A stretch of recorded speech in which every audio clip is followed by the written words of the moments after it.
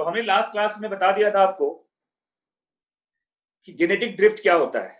मैंने बता दिया था कि बॉटल नेक इफेक्ट क्या होता है कि एक ही पॉपुलेशन के अंदर जब सडन कोई बाय चांस कुछ डिवास्टेशन होता है, कुछ अनइवन नंबर में लोगों का डेथ होता है, एनिमल्स मर जाते हैं किसी वजह से, तो उस जगह का एक जो जेनेटिक फ्रीक्वेंसी है वो चेंज कर जाता है। कोई एलील ज्यादा हो जाता है, कोई एलील कम होता है और कोई एलील पूरी तरह से एलिमिनेट हो जाता है। अब कौन सा एलील बच रहा है, कौन सा एलिमिनेट हो रहा है, इसका किसी तरह का एडेप्टिव वैल्यू नहीं होता। समझ में आ रहा है? तो नॉन एडेप्टिव फोर्स कहते हैं। मैंने बताया था genetic drift is a kind of non adaptive force and the existence of allele is independent of its adaptive value। ये बताया था आपको कि कौन सा एलील बचेगा, कौन सा जाएगा, इसका उसके एडेप्टिव वैल्यू से कोई मतलब नहीं होता। ये बताया था मैंने आपको। बताओ बॉटल नेक इफेक्ट में, और मैंने कहा था किसी भी तरह का नेचुरल क्लैमिटीज, चाहे वो सुनामी हो, चाहे वो फॉरेस्ट फायर हो, चाहे वो फ्लड हो, जितने भी नेचुरल डिजास्टर्स होते हैं वो सब के सब उसका जो इफेक्ट होता है उस डिजास्टर के बाद वो ड्रिफ्ट का एग्जाम्पल होता है। और मैंने कहा था कि अच्छी बताओ, जैसे एक सिंपल सा एग्जाम्पल देखिए, जो उत्तराखंड में जो एक फ्लड आया था, जो उस फ्लड में मान लो 50,000 लोग मर गए उस टाइम पे, और 10 साल के बाद वो वापस अपने पॉपुलेशन को, वॉइस कम क्यों आ रही है? वॉइस तो पूरा टनाटन है।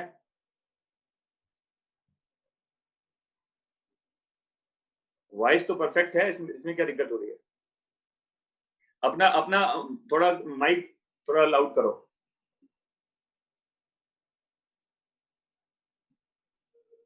हाँ जी, देखिए अब क्वेश्चन यहाँ पर ये है कि किसी भी तरह के डिजास्टर के बाद 10 साल के बाद, 20 साल के बाद वो अपने सेम पॉपुलेशन को गेन कर ले। अगर मान लो नंबर वापस वही हो गया, 10,000 था पहले और फिर 10,000 हो गया, लेकिन क्या उस 10,000 का फ्रीक्वेंसी वो 10 साल पहले था? ये पॉसिबल नहीं है, और ये ड्रिफ्ट का एग्जाम्पल होता है ना। चलिए अब देखो यहाँ पर what is this founder effect.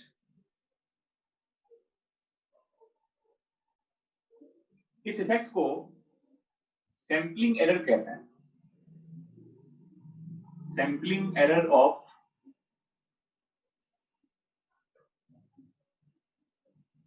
Large population कहा जाता है।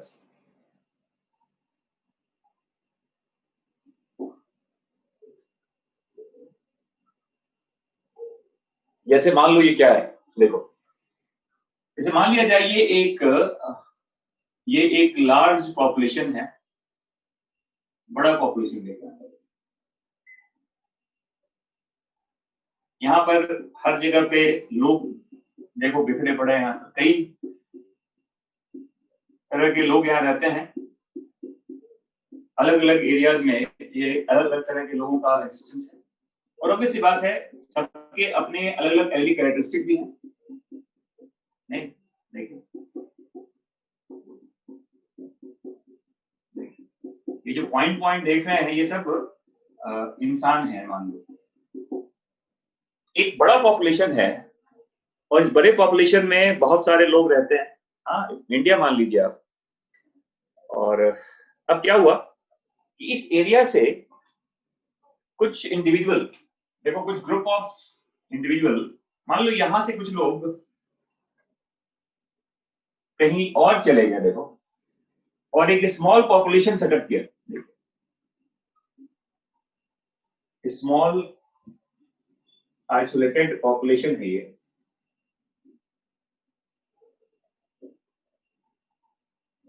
और हो सकता है कि इनका कॉन्टिन्यूअस आना जाना लगा भी रहा, यहां से गए फिर यहां से यहां आए। ये इसी एरिया की बात आप कर रहे हैं, कॉन्टिन्यूअस ये माइग्रेशन भी हो रहा है, जीन फ्लो हो रहा है। तो whenever we set up a large population, तुम्हें बताओ, अब यहाँ ये पॉसिबल है कि इस एरिया में कुछ पर्टिकुलर जीन्स का नंबर काफी ज्यादा था और कुछ एलील्स के नंबर यहाँ पे रेस्पेक्टिवली कम थे, और ऑब्वियसली बात जब यहाँ पहुंचेगा तो ये ब्लू वाला डॉट देख के ज्यादा आ रहा है, और जो ब्लैक वाला डॉट है वो कम है।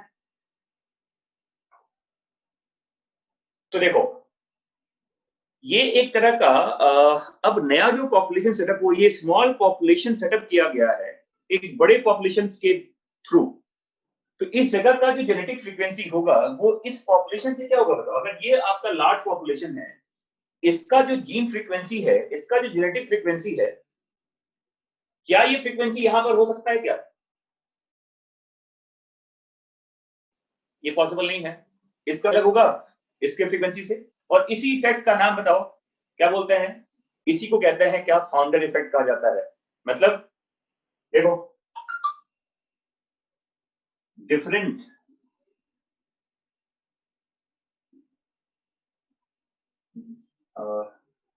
जीन फ्रीक्वेंसी कहते हैं इसको।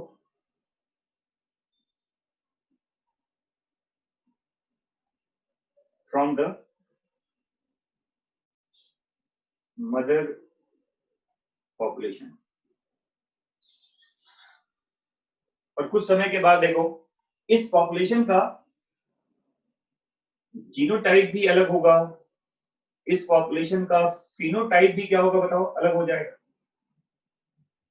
So whenever we set up a population, a small population from a large population, after some time, the genotype and phenotype both are different in that smaller isolated population, and this is the kind of क्या बोलते हैं बताओ इसको? इसी को founder effect कहा जाता है इसको।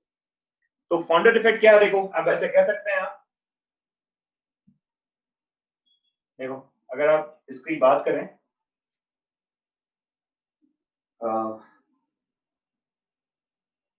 Different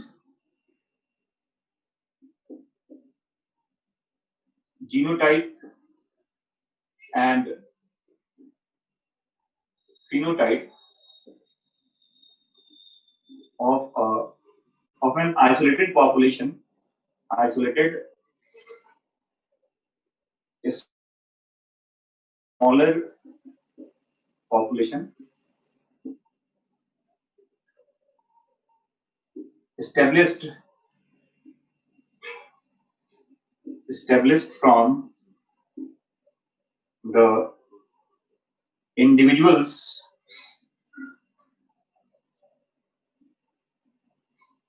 some individuals of a large population, and this is called founder effect. लिख लो इसको। Different genotype and phenotype of an isolated smaller population established from the some individuals of a large population. जैसे और मैंने क्या कहा देखो, ये क्या लिखा हमने? सैंपलिंग एरर लिखा है। इसका मतलब समझ में आ रहा है आपको? एरर नहीं है ये। अगर मान लो हमें एक छोटा सा, अगर ये मान लो एक बिल्कुल अनऑक्युपाइड आइलैंड था, ये मान लो यहाँ किसी तरह का ह्यूमन इन्वायरमेंट नहीं था, ह्यूमन पॉपुलेशन नहीं था, एक एक टापू सा था, ये आइलैंड था ये जो खाली पड़ा हुआ है ना।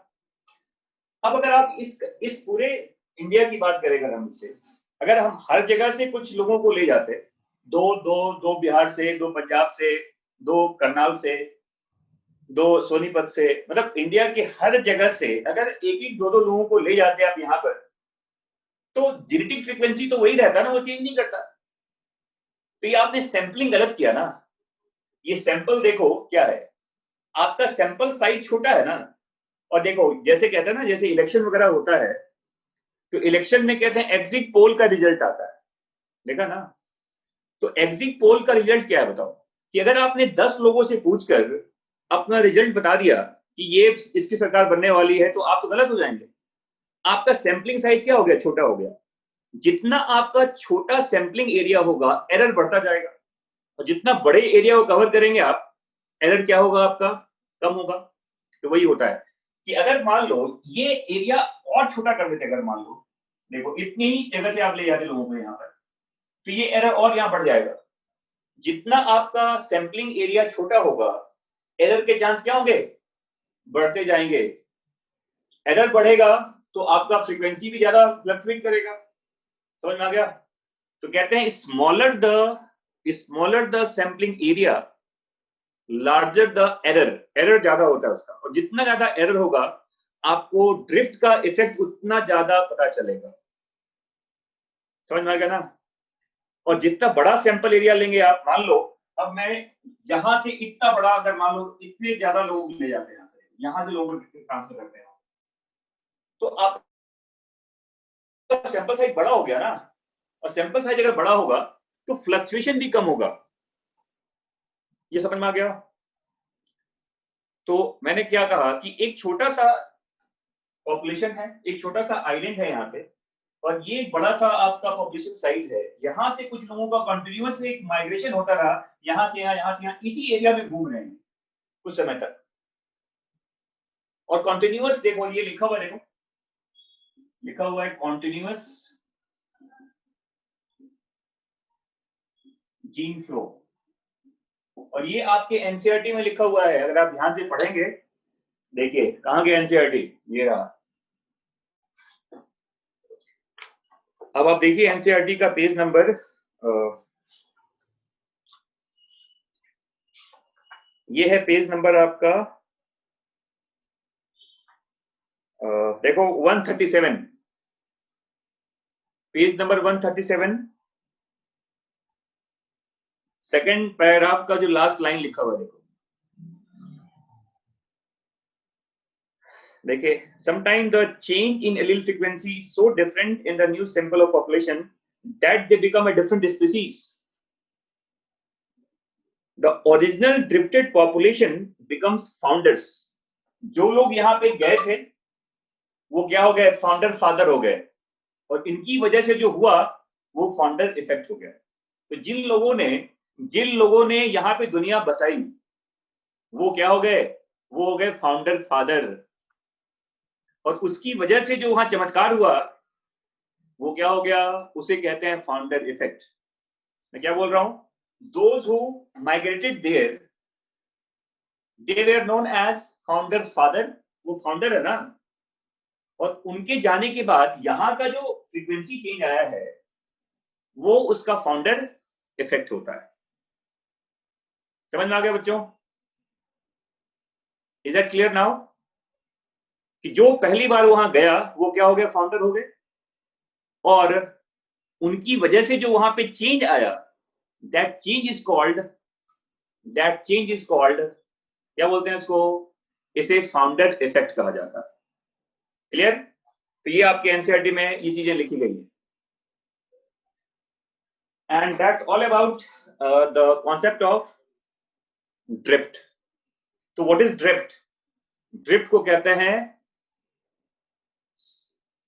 sudden change of gene frequency and totally by chance। इसमें कोई भी नोन मैकेनिज्म नहीं होता। तो ये समझ में आ गया आपको ड्रिफ्ट क्या होता है। अब देखो एक टर्म लिखते हैं यहाँ पे हम, हार्डी, या उसके पहले देख लो तुम जाओ,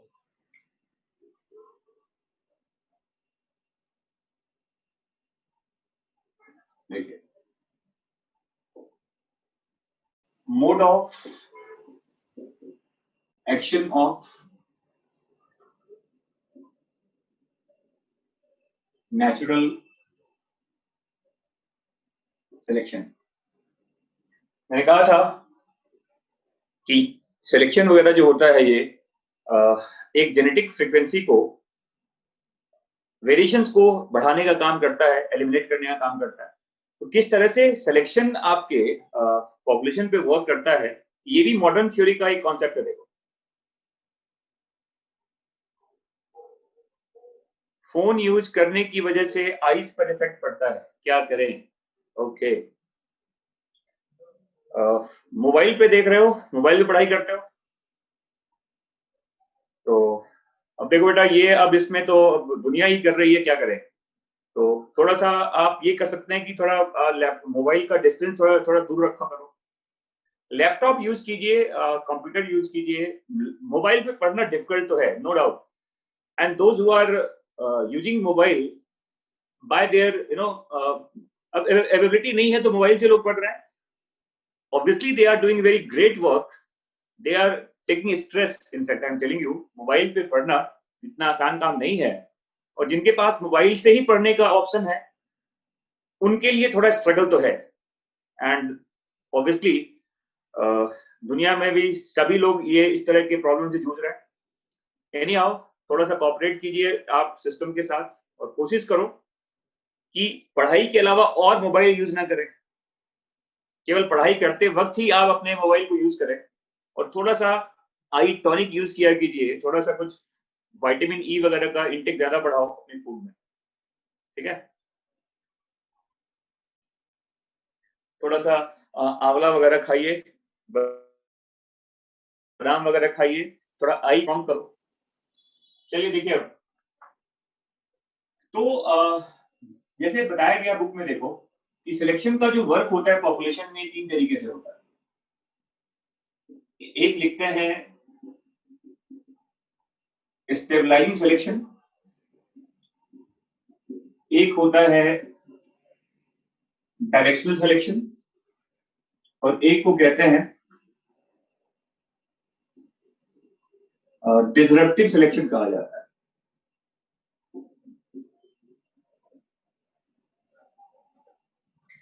तो ये 3 तरह के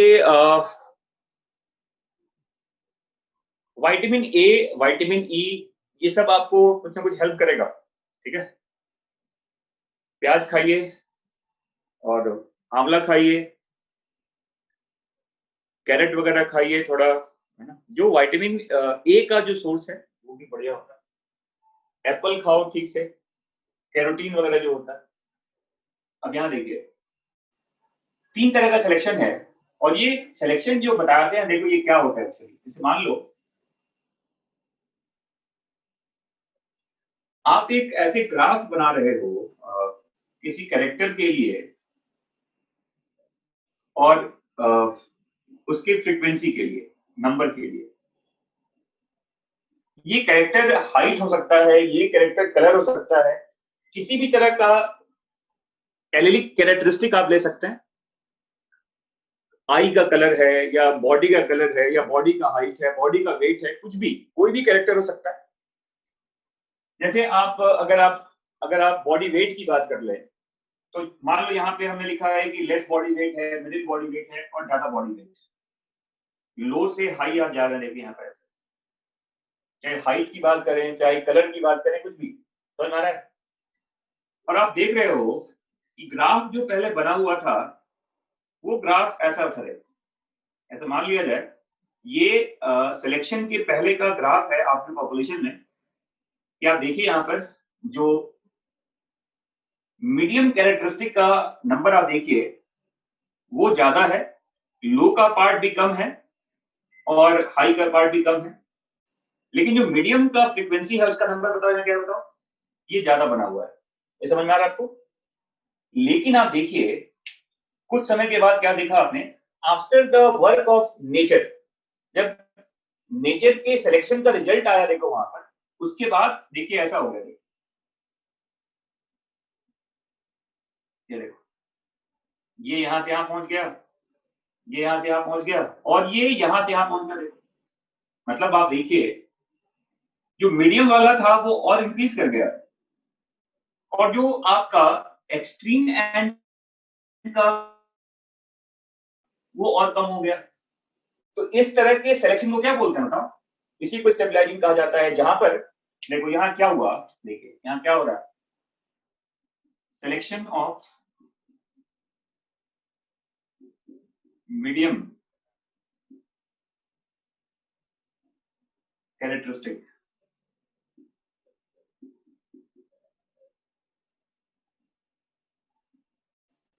मीन कैरेक्टरिस्टिक जो होता है, ना ज्यादा ना कम, मीन कैरेक्टरिस्टिक का वैल्यू. अरे ग्राफ में क्या है, मैं क्या कह रहा हूं कि ग्राफ बना हुआ देखो, ऐसे ही ग्राफ है, ये ग्राफ है. मान लो आप यहाँ ग्राफ में लीजिए, कैरेक्टर का ग्राफ है. ये कैरेक्टर में मान लो हमने लिया बॉडी वेट का ग्राफ. मान लो ये लो बॉडी वेट है, ये मीडियम बॉडी वेट है और ये हैवी वेट है. हैवी वेट समझ में आ रहा ना, हैवी वेट. और आपने देखा क्या, और ये नंबर है, देखो ये नंबर फ्रीक्वेंसी ले रहे हैं आप यहाँ पे। तो ग्राफ पहले ऐसे था, देखो देखिए ऐसे, मीडियम वाला ज्यादा है, लो वाला भी कम है और हाई वाला भी कम है। और फिर क्या देखा आपने कि थोड़े समय के बाद ये और ऐसे हो गया, जो मिडिल वेट था और ज्यादा हो गया, जो आपका लो वेट है और वो उसका नंबर कम हो रहा है, हाई वेट भी कम हो रहा है, बट मीडियम वाला ज्यादा हो गया। तो इस तरह का सिलेक्शन जो होता है नेचर में, इसी को कहते हैं स्टेबलाइजिंग सिलेक्शन कहा जाता है। तो सिलेक्शन ऑफ किसका हुआ बताओ, नेचर का सिलेक्शन किसके लिए है, मीन कैरेक्टरिस्टिक के लिए, मीडियम कैरेक्टरिस्टिक के लिए, ना ज्यादा मोटा चाहिए ना ज्यादा पतला चाहिए, उसको एक एवरेज बॉडी वेट का इंसान चाहिए, और इसी को कहते हैं स्टेबलाइजिंग सिलेक्शन। आप देखिए अपने पॉपुलेशन में देख लो आप, कि अगर आप देखें तो बहुत पतले लोग भी कम होते हैं, हर्षित टाइप, है ना। और अब मैं मोटे बच्चों का नाम नहीं लूंगा, वो भी कम मिलेंगे आपको। लेकिन आप देखिए जो मोस्टली क्लास का जो पूरा एक आप क्राउड देखिए आप, वो क्राउड जो होता है वो कैसा होता है, वो मीन वेट का होता है, बहुत ज्यादा मोटा भी नहीं है, बहुत ज्यादा पतला भी नहीं है। तो इस तरह का सिलेक्शन नेचर जो कर रहा है, that kind of selection is called, क्या बोलते हैं इसको, इसी को स्टेबलाइजिंग सिलेक्शन कहा जाता है। समझ में आ गया? हाँ जी। तो ये देखो ग्राफ, समझ में आ गया ये, और देखिए अब यहां मैं बता रहा हूं आपको डायरेक्शनल वाले पार्ट में। जैसे मान लो पहले ग्राफ ऐसा बना हुआ था,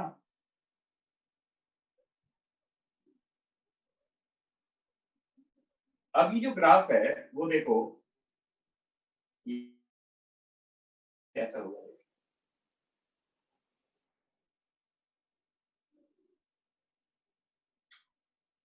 क्या मतलब है इसका बताओ,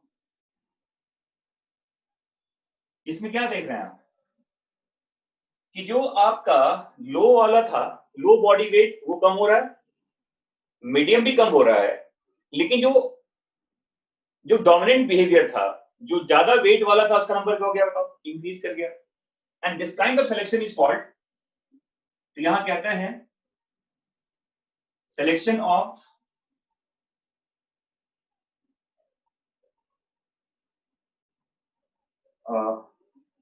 one of the extreme and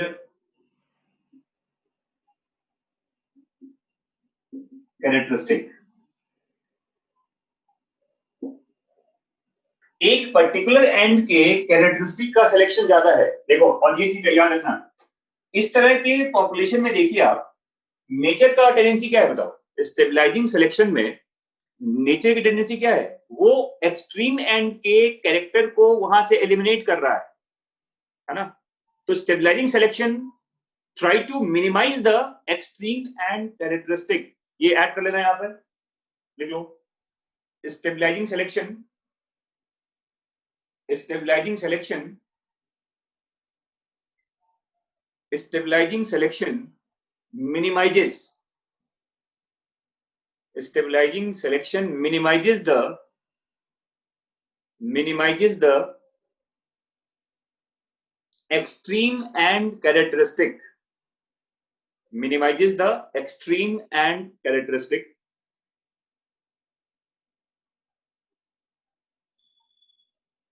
but यहां पे देखो क्या हो रहा है, डायरेक्शनल में क्या हुआ कि एक ही एक्सट्रीम एंड के कैरेक्टरिस्टिक को ज्यादा प्रमोट किया जा रहा है, मीडियम वाला कम हो गया और हायर वेट ज्यादा हो गया। जैसे देखो, अब अगर मैं बताऊं आपको एग्जांपल में, अच्छा बताओ, जो ह्यूमन जो न्यू बॉर्न का वेट होता है, मैं इसकी बात कर रहा हूं, देखो स्टेबलाइजिंग में, वेट ऑफ नवजात शिशु,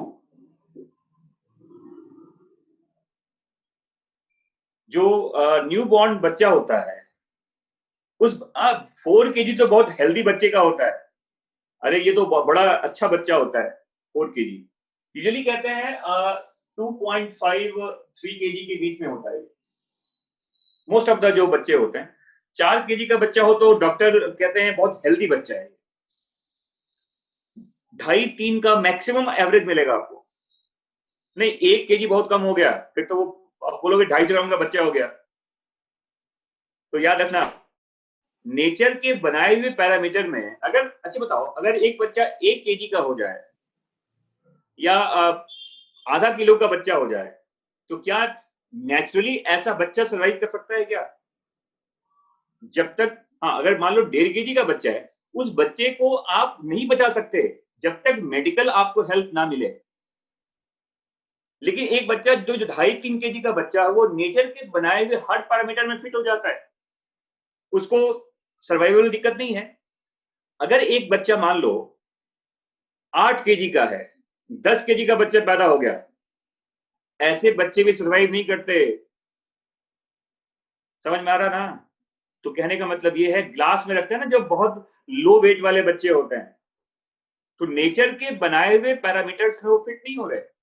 नेचर कहता है कि हमारे लिए वही उसी बच्चे का वेलकम है जिसका वेट एवरेज वेट हो, ना कम हो ना ज्यादा हो। तो why human infants weight is 2.5 to 3 kg, in between that less kg do not survive or even higher weight do not survive. Medical help को नेचर सिलेक्शन नहीं कहता। मेडिकल सिलेक्शन का हेल्प जो आप मेडिकल की बात कर रहे हो नेचर से कोई मतलब नहीं उस चीज को। तो एंड दैट्स व्हाई ये एग्जांपल किसका बताओ? वेट ऑफ न्यूबॉर्न पूछा जाएगा आपसे, ये 2.5-3 केजी के बीच में होता है। What is that? It's a kind of stabilising selection. Mental IQ की बात करें, इंटेलिजेंट कोएफिशिएंट जो होता है आपका आईक्यू वैल्यू, आईक्यू वैल्यू है। आप देखिए क्लास में अगर आप देख लें तो बहुत कम आईक्यू का बच्चा कम मिलेगा आपको, और सुपर आईक्यू का बच्चा भी नहीं मिलेगा आपको, वो इक्का दुक्का होता है। मैक्सिमम बच्चे का आईक्यू एक एवरेज वैल्यू में आता है। ये भी कहा जाता है कि बिल्कुल अगर आईक्यू कम है तो वो तो खैर दूसरे लिंक में चला जाएगा, और बहुत ज्यादा आईक्यू होना भी ये भी ठीक नहीं होता। ज्यादा आईक्यू वाले भी पागल हो जाते हैं और कम आईक्यू वाले तो पागल होते ही हैं। तो दोनों तरफ आपका गुजारा नहीं है। तो मोस्ट ऑफ द देखिए आप देखो वो आपका वही होता है, एवरेज वैल्यू होता है इसका। समझ में आ रहा है? चलिए अब देखिए मैं बता रहा हूं डायरेक्शनल के बारे में। जैसे इसका बहुत बड़ा एग्जांपल है। अब बेटा normal IQ range near about 100-110 यही होता है, ठीक है। इसके बाद देखो जो आपका आपने पढ़ा होगा इंडस्ट्रियल मेलेनिज्म। देखो एग्जांपल,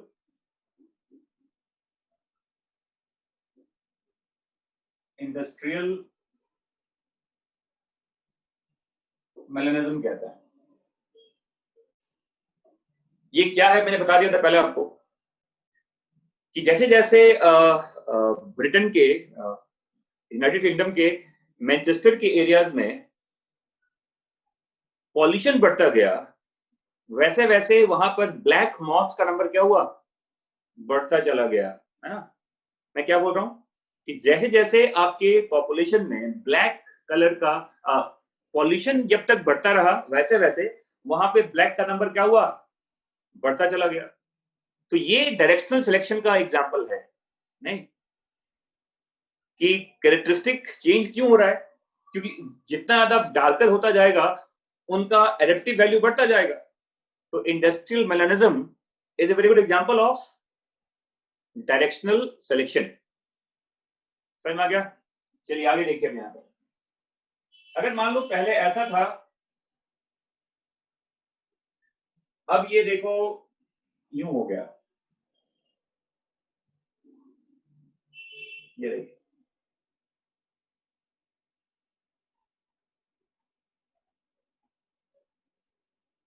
इसे कहते हैं डिसरप्टिव।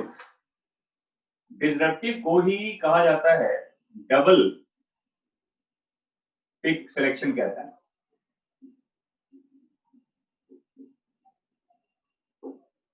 देखो डबल पिक सिलेक्शन है, देखो ये नहीं, लाइट का नंबर बढ़ गया, कम वाले का बढ़ गया, लार्ज वाले का बढ़ गया और मीडियम वाले का कम हो गया, दोनों एक्सट्रीम एंड का फेवर हो रहा है। देखो, तो nature select both extreme and characteristic, although rare होता है। देखो, डिसरप्टिव जो होता है इसको रेयर काइंड का कहता है, रेयर सिलेक्शन होता है, इसको रेयर सिलेक्शन कहा जाता है।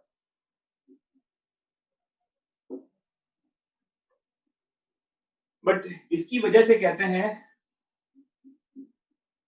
स्पेशिएशन जो होता है मोर फ्रीक्वेंट हो सकता है इससे।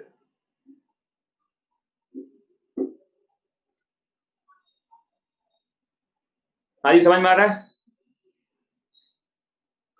अनस्टेबलाइजिंग कुछ नहीं होता, इसको डिसरप्टिव कहते हैं। क्या बोलते हैं इसको? डिसरप्टिव सिलेक्शन कहा जाता है, डबल पिक सिलेक्शन कहते हैं इसको। दो पिक बनता है, देखो, एक यहां पर एक यहां पर। और ये क्या बताओ, नेचर का जो सिलेक्शन होता है, देख लो, nature prefer both extreme and characteristic. Nature prefer both extreme and characteristic.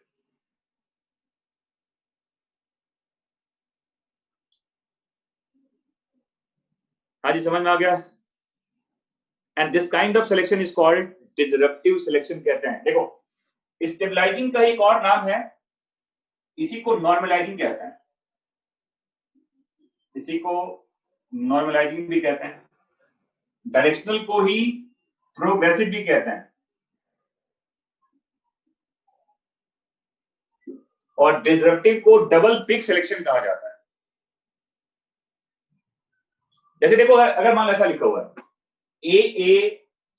ए और ए एलील का फ्रीक्वेंसी देखो, एलिक फॉर्म में देखिए, यहां देखिए ए सॉरी ए और ए और यहां लिखा हुआ है ए और ए। समझ में आ रहा है? तो यहाँ पे आप अगर इसको जेनेटिक फॉर्म में लिखना चाहते हैं तो यहाँ क्या लिखेंगे आप? यहाँ लिखेंगे जो ए होता है ये ए के बराबर है,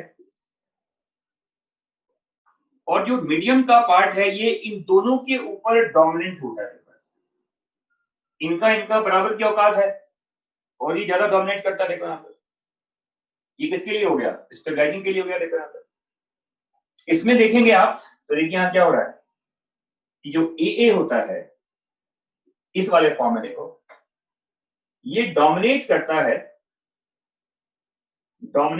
है इसके ऊपर भी और इसके ऊपर भी। देखो, और यहां देखिए क्या हो रहा है, जो ए है इक्वल टू ए है, एंड दे आर डोमिनेट या they dominate over capital A and small A. तो ऐसे भी आप इसको दिखा सकते हैं। समझ में आ गया बच्चों? तो ये है आपका, क्या बताओ, टाइप्स ऑफ नेचुरल सिलेक्शन कहते हैं इसको, कि कितने तरीके से। और एनसीईआरटी में आपके एक पेज में तीनों ग्राफ बना हुआ है, आप वहां देख सकते हैं इसको। ठीक है, और देखो यहां पर एक और चीज देखो, ये लिख लिया आप लोगों ने, बताओ इसको। और देखो इसका एग्जाम्पल बता दूं मैं, इसका डिसरप्टिव वाले का। देखो, स्नेल कलर पॉपुलेशन,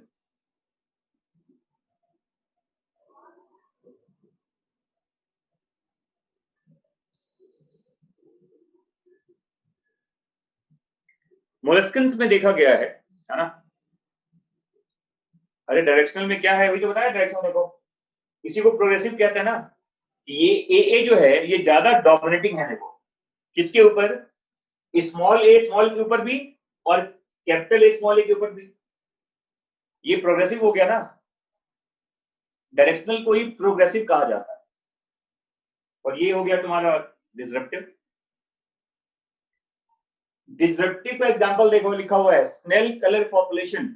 आप देखिएगा, स्नेल का जो कलर, ये कलरफुल होता है, स्नेल्स आर कलरफुल, लेकिन उसके पॉपुलेशन में आपको लार्ज जो नंबर मिलेगा वो मीडियम कलर का नहीं मिलेगा आपको, वो मिलेगा या तो लाइट का या तो जो डार्क कलर वाले स्नेल होते हैं। मीडियम कलर वाले स्नेल आपको नहीं मिलेंगे।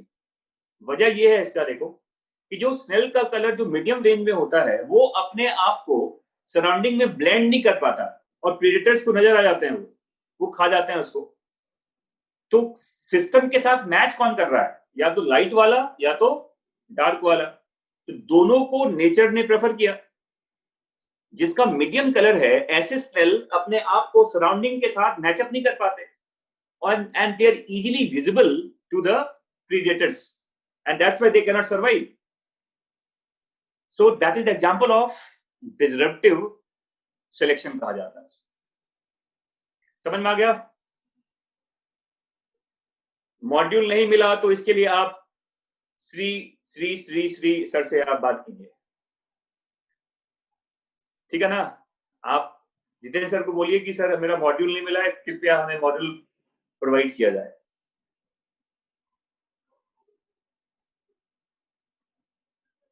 नहीं, आप बोलेंगे ज्यादा अच्छा होगा। यू आर द पे, आपने पेमेंट दिया है, मैं सर से पेमेंट लेता हूं, आप बोलेंगे तो ज्यादा अच्छा होगा। ठीक है, तो ये समझ में आ गया? एक क्वेश्चन लिखो, देखो, which of the online fitness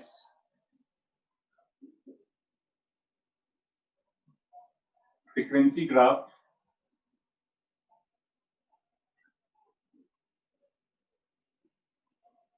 indicate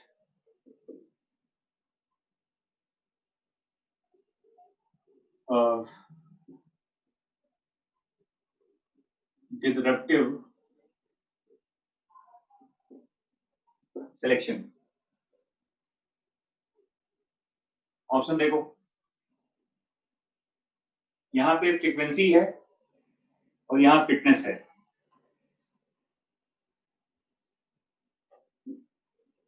देखिए, एक ग्राफ ऐसा दिया हुआ है, क्या इधर आप फिटनेस ले लो और इधर आप फ्रीक्वेंसी ले लीजिए इसे।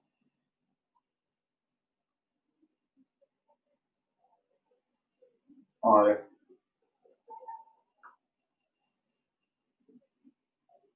तो देखो, ये ग्राफ ऐसे आ रहा है, एक ग्राफ यूं आ रहा है और एक ग्राफ ऐसे आ रहा है।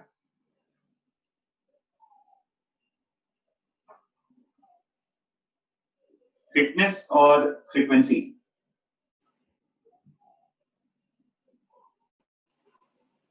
क्या ऐसे ज्यादा अच्छा रहेगा कि यहां आप फ्रीक्वेंसी लो नंबर और इधर आप फिटनेस ले लीजिए। क्या होगा बताओ? डिसरप्टिव पूछ रहा हूं, 4 ऑप्शन दिएगा, देखो 1 2 3 4।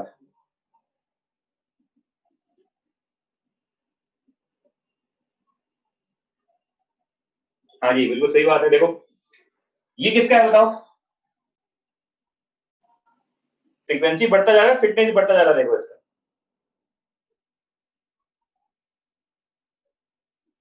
तो ये हो गया तुम्हारा, बताओ। हाँ, ये होगा डायरेक्शनल का होगा ये, यस, ये डायरेक्शनल का होगा।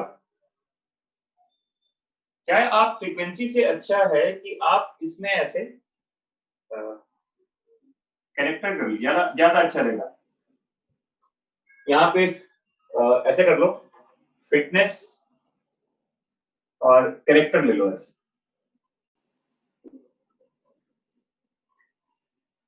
तो ये हो जाएगा डायरेक्शनल। ये देखो, ये तो वही है, स्टेबलाइजिंग पार्ट है, देखो ये डिसरप्टिव है और ऐसा कुछ होता ही नहीं है,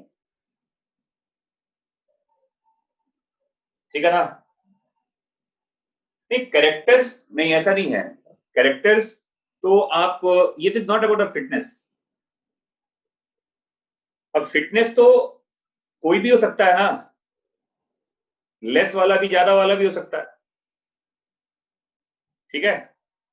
तो ये आप ग्राफ लीजिए कैरेक्टर और फिटनेस के बीच में, वो था कैरेक्टर और फ्रीक्वेंसी के बीच में ग्राफ था,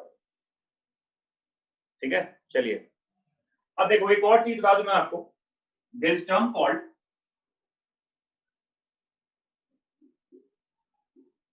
हेटेरोजाइगस सिलेक्शन कहता है।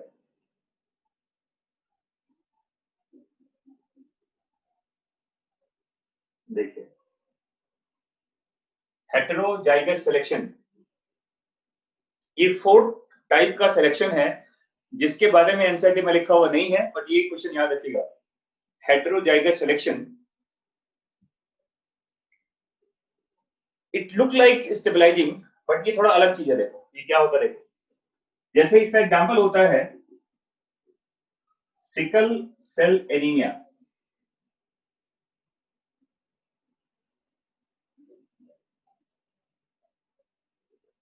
सिकल सेल एनीमिया, देखिए अच्छा बताओ, जैसे कहा जाता है कि नॉर्मल एलील जो लिखते हैं वो एचबीएन होता है, हीमोग्लोबिन कहते हैं। देखो इसको नॉर्मल हेल्दी एलिलिक कॉम्बिनेशन है ये। जो नॉर्मल इंसान होते हैं उसमें दो एलील्स हैं इसके, दोनों नॉर्मल फॉर्म में, एचबीएन लिखा हुआ है, देखो ठीक है। अब देखो लिखा हुआ है, एक है एचबीएस, इसमें 50% जो है देखो वो सिकल सेल है एलील में, और 50% नॉर्मल है, तो ये कैरियर की तरह वर्क करते हैं। होते इनको भी ज्यादा दिक्कत नहीं है, सरवाइव तो कर रहे हैं ना, बट ये कैरियर है, ये कैरियर है। ये सिकल सेल का जो इसमें कैरेक्टरिस्टिक है वो 50% में है, ठीक है। और अगर मान लो ऐसा हो जाता एचबीएस और एचबीएस, तो ये तो डेथ हो जाएगा इनका, ये एक लिथल कॉम्बिनेशन हो जाएगा, देखो ये, तो ये सर्वाइव ही नहीं करेगा, है ना। तो कहने का मतलब ये है कि आपकी पॉपुलेशन में नहीं, मैं बात कर रहा हूं अफ्रीकन पॉपुलेशन में, ऐसा देखा गया कि एचबीएन और एचबीएस का जो फ्रीक्वेंसी है, जो नंबर है, वो ज्यादा है किससे बताओ, एचबीएन और एचबीएन से। आप ज्यादा अच्छा किसे मानते हैं, एचबीएन को या एचबीएन को? हाँ, ज्यादा अच्छा तो हमें लगता है कि एचबीएन ही है, दोनों नॉर्मल है एलील वहां पर। बट अफ्रीकन पॉपुलेशन में एचबीएस का जो नंबर है वो ज्यादा है किससे, एचबीएन से। और ऐसा इसलिए है, देखो इसे कहते हैं हेटेरोजाइगस कॉम्बिनेशन कहते हैं इसको, because these individuals are more resistant from fatal malaria। ऐसे इंसान मच्छर के काटने के बाद जिंदा रहते हैं। देखो ये जो नंबर है एचबीएन का, ये नॉर्मल तो है, बट अगर इसको मच्छर काट ले तो इसके मरने के चांसेस ज्यादा हैं। लेकिन जो एचबीएस है वो ज्यादा रेजिस्टेंट है मलेरिया से, तो नेचर के लिए ज्यादा प्रेफर्ड क्या है इसमें बताओ, HBs, because they have more survival value. And this kind of selection, जहां पर नेचर ने हार्मफुल एलील और यूजफुल एलील दोनों को सिलेक्ट किया हुआ है, and this kind of selection is called, इसी को कहते हैं हेटेरोजाइगस सिलेक्शन कहा जाता है इसको। समझ में आ गया? अब क्वेश्चन यहां पर ये है कि जो ये हेटेरोजाइगस होते हैं ये कैसे बच जाते हैं मलेरिया से, बताओ। तो याद रखना कि जो आरबीसी, देखिए जिस आरबीसी में सिकल सेल्ड हीमोग्लोबिन होता है, ऐसे आरबीसी का लाइफ स्पैन ज्यादा नहीं होता, ये जल्दी खत्म हो जाते हैं। इससे पहले कि मलेरिया का पैरासाइट अपना लाइफ साइकिल वहां कंप्लीट करे, आरबीसी डिस्ट्रॉय हो जाता है। देखो, तो आरबीसी अगर बचेगा ही नहीं तो प्लाज्मोडियम का लाइफ साइकिल कंप्लीट ही नहीं होगा वहां पर। एंड दैट्स वाई ऐसे लोग ज्यादा रेजिस्टेंट है, किसे बताओ? मलेरिया से।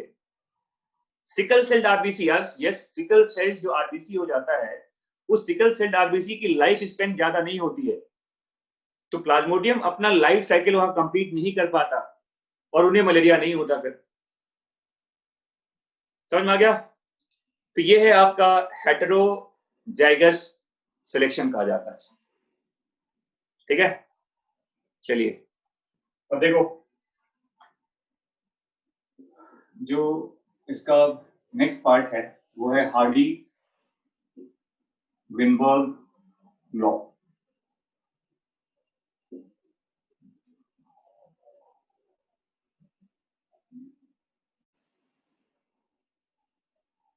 अभी एलर्जी कहां से आ गया?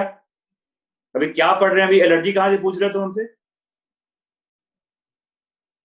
एलर्जी आएगा डिजीज वाले चैप्टर में।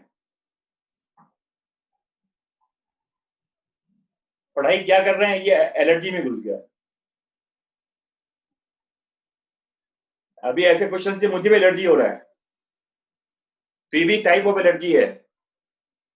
बच्चे एलर्जी क्रिएट कर देते हैं टीचर्स में। यहाँ देखो, हार्डी विनबर्ग लॉ क्या होता है? How many lectures are left? मुझे पता था कोई ना कोई जरूर पूछेगा ये। बेटा ये चैप्टर थोड़ा सा बड़ा सा चैप्टर है, बहुत कुछ है, हिडन इंफॉर्मेशन है, तो थोड़ा सा आपको स्लोली स्लोली पढ़ना पड़ेगा। देखो, और सब कुछ आपके एनसीईआरटी में लिखा हुआ है। देखो ये क्या कहता है, this law explain about the magnitude of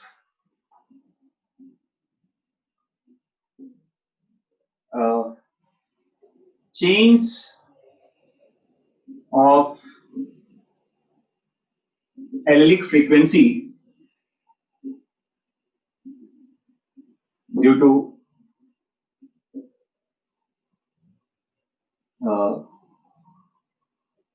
different kind of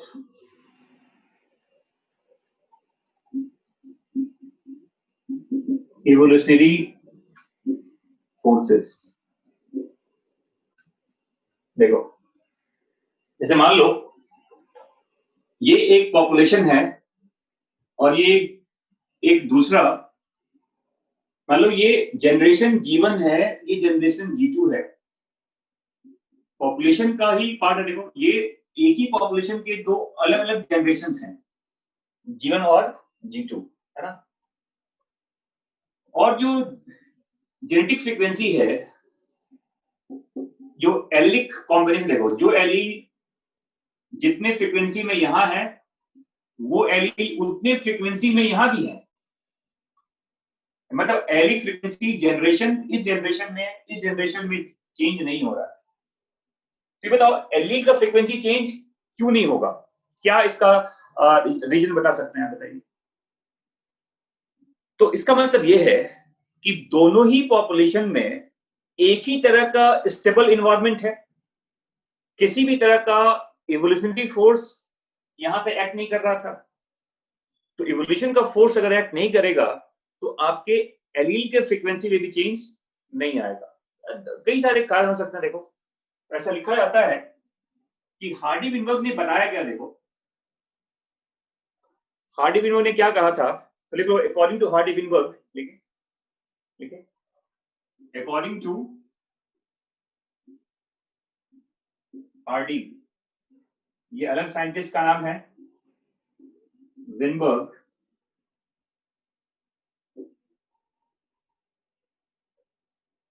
Hardy Weinberg, ये क्या कहते हैं? ये कहते हैं इन ए वेरी लार्ज, देखो लिखे इन ए वेरी लार्ज, हाँ जीएफ, वाह वाह वाह वाह वाह, उदय बाबू, आपको पता नहीं जीएफ का मतलब क्या होता है? क्या यार तुम इस एज में आके तुम्हें पता नहीं जीएफ का मतलब क्या होता है? अरे ये जेनेटिक फ्रीक्वेंसी है, जीन फ्रीक्वेंसी। हाँ, चलो ठीक है। तो देख लो, according to Hardy Weinberg, in a very large मैं लिख देता हूं, according to Hardy Weinberg, in a very large randomly mating population, in a very large randomly mating population,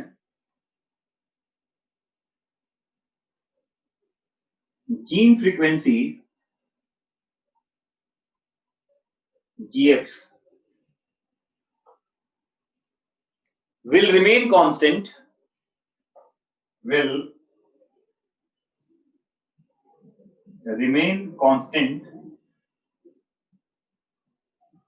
generation after generation, will remain constant, generation after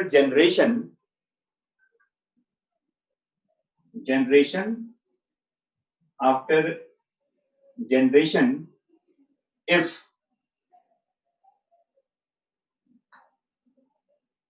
all the forces of evolution would be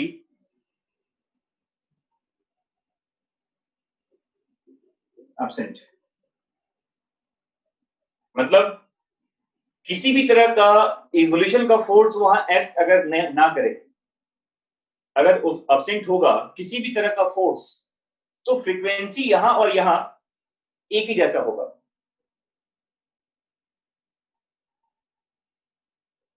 That's why relatives don't marry। अभी चलो Mary वगैरह बाद में हो जाएगा, अभी पहले काम की बात कर लें। तो हार्डी विनबर्ग ने क्या कहा था कि 5 फोर्स हैं देखो इवोल्यूशन में, इन पांचों को देखो। अब यहां पर इतने सारे, मान लो 10,000 लोग रहते हैं, किसी एनिमल का 10,000 का पॉपुलेशन है, और ये रेंडमली मेटिंग कर रहे हैं, रेंडमली मेटिंग, कोई इसमें रिलेशन नहीं है। अच्छा बताओ, ये भाई बहन, मदर फादर, ये तो ह्यूमन पॉपुलेशन में होता है ना। गधे में कुछ समय के बाद सब गधा हो जाता है, कोई पापा गधा नहीं है, कोई मदर किसी भी तरह गधे के पॉपुलेशन में कोई फैमिली सिस्टम थोड़ी होता है। बर्ड्स में कोई फैमिली सिस्टम नहीं होता, कुत्ते में कोई फैमिली सिस्टम नहीं है, एक एज तक, एक समय तक रहता है ये। मतलब रेंडमली मेटिंग का मतलब समझ में आ रहा है? रेंडमली मेटिंग का मतलब होता है कि कोई भी किसी से मेट कर सकता है, समझ में आ गया? तो अगर मान लो 10,000 लोगों का ये पॉपुलेशन है, रेंडमली मीटिंग हो रहा है इसमें, और 5 फोर्स है एवोल्यूशन के, वो एक्ट ना करे। कौन कौन से फोर्स? देखो, म्यूटेशन नहीं, जीन फ्लो नहीं, जीडी नहीं। देखो, रिकॉम्बिनेंट फॉर्मेशन ये भी नहीं, और सिलेक्शन ये भी नहीं। देखिए मतलब क्या क्या नहीं हो रहा, देखो, म्यूटेशन नहीं हो रहा, जीन फ्लो नहीं हो रहा, जेनेटिक ड्रिफ्ट नहीं हो रहा, रिकॉम्बिनेंट भी नहीं बन रहा, और ना ही नेचुरल सिलेक्शन हो रहा है। सिलेक्शन भी वर्क नहीं कर रहा। देखो ये बिल्कुल थ्योरेटिकल है एक्चुअली, ये पूरी तरह से थ्योरेटिकल होता है। देखो, और देखो याद रखना इसको, ये थोड़ा सा अटपटा सा, देखो रिकॉम्बिनेंट क्या है। अच्छा बताओ, अगर कोई सेक्सुअल रिप्रोडक्शन होगा तो रिकॉम्बिनेंट तो बनेगा ना। रेंडमली मेटिंग की बात कर रहे हैं आप, तो whenever we talk about sexual reproduction, तो रिकॉम्बिनेंट तो बनेगा ना। तो रिकॉम्बिनेंट बनेगा, but not other than sexual reproduction. मतलब देखो मैं क्या बोल रहा हूं, कि रैंडम मेटिंग अगर हो रहा है तो रिकॉम्बिनेंट बनेगा, but recombinant not other than sexual reproduction. समझ में आ रहा है मैं क्या बोल रहा हूं? रिकॉम्बिनेंट नहीं हो रहा, बट रिकॉम्बिनेंट एक जगह बन सकता है only, and what is that? Formation of recombinant only by sexual reproduction, not by hybridisation, या किसी और सोर्स से रिकॉम्बिनेंट नहीं बनना चाहिए। तो यहां से याद रखना, recombinant should not be formed other than sexual reproduction. Recombinant should not be formed other than sexual reproduction. समझ में आ गया? अब ये हार्डी-विनबर्ग का क्या एप्लीकेशन होता है, इस पे न्यूमेरिकल कैसे पूछे जाते हैं आपसे, ये सब हम पढ़ेंगे अब नेक्स्ट क्लास में।